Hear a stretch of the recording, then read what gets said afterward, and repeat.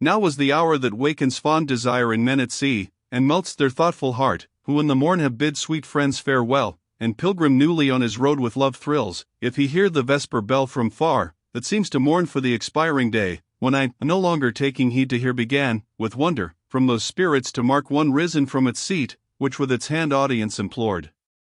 Both palms it joined and rised, fixing its steadfast gaze towards the east, as telling God, I care for naught beside. Te Lucas ante, so devoutly then came from its lip, and in so soft a strain, that all my sense and ravishment was lost. And the rest after, softly and devout, followed through all the hymn, with upward gaze directed to the bright supernal wheels. Hear, reader! For the truth makes thine eyes keen, for of so subtle texture is this veil, that thou with ease mayst pass it through unmarked.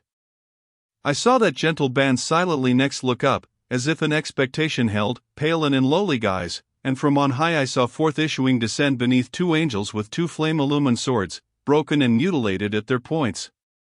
Green as the tender leaves but newly born, their vesture was, the which by wings as green beaten, they drew behind them, fanned in air.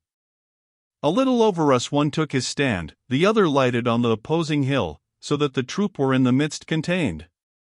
While I descried the whiteness on their heads, but in their visages the dazzled eye was lost, as faculty that by too much is overpowered. From Mary's bosom both are come, exclaimed Sordello, as a guard over the veil, 'gainst him, who hither tends, the serpent.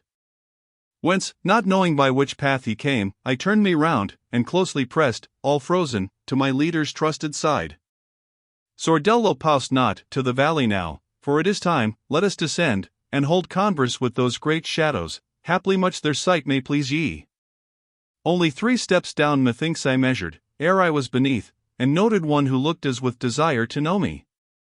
Time was now that ere arrow dim, yet not so dim, that twixt his eyes and mine it cleared not up what was concealed before. Mutually towards each other we advanced. Nino, thou courteous judge! What joy I felt, when I perceived thou wert not with the bad! No salutation kind on either part was left unsaid. He then inquired, how long since thou arrivedst at the mountain's foot, over the distant waves? Oh, answered I, through the sad seats of woe this morn I came, and still in my first life, thus journeying on, the others strive to gain.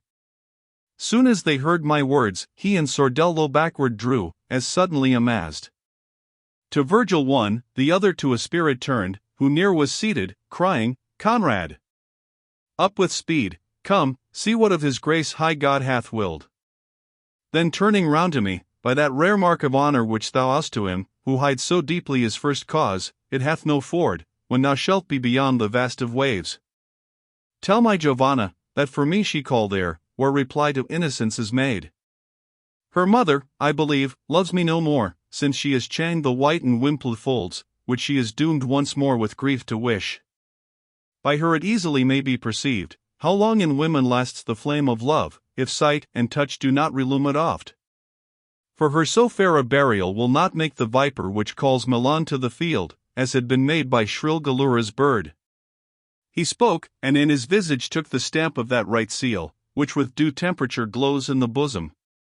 My insatiate eyes meanwhile to heaven had travelled, even there where the bright stars are slowest, as a wheel nearest the axle, when my guide inquired, What there aloft, my son, has caught thy gaze?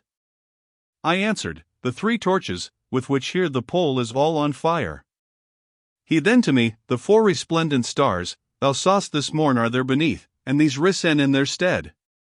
While yet he spoke, Sordello to himself drew him, and cried, Lo there our enemy! And with his hand pointed that way to look. Along the side, where barrier none arose around the little vale, a serpent lay, such haply as gave Eve the bitter food.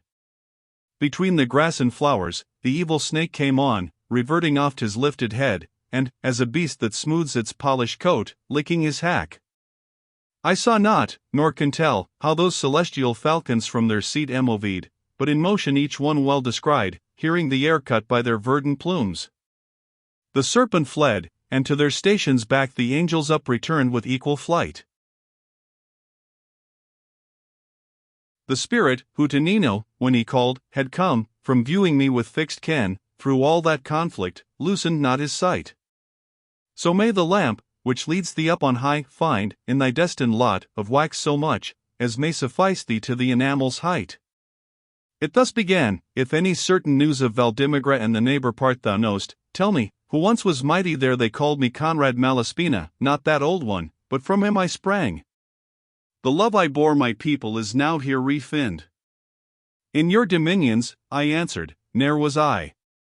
But through all Europe where do those men dwell, to whom their glory is not manifest? The fame, that honors your illustrious house, proclaims the nobles and proclaims the land, so that he knows it who was never there. I swear to you, so may my upward route prosper. Your honored nation not impairs the value of her coffer and her sword. Nature and use give her such privilege, that while the world is twisted from his course by a bad head, she only walks aright, and has the evil way in scorn. He then, now pass thee on, 7 times the tired sun revisits not the couch, which with 4 feet the forked Aries covers, ere that kind opinion shall be nailed into thy brain with stronger nails than other speech can drive, if the sure course of judgment be not stayed.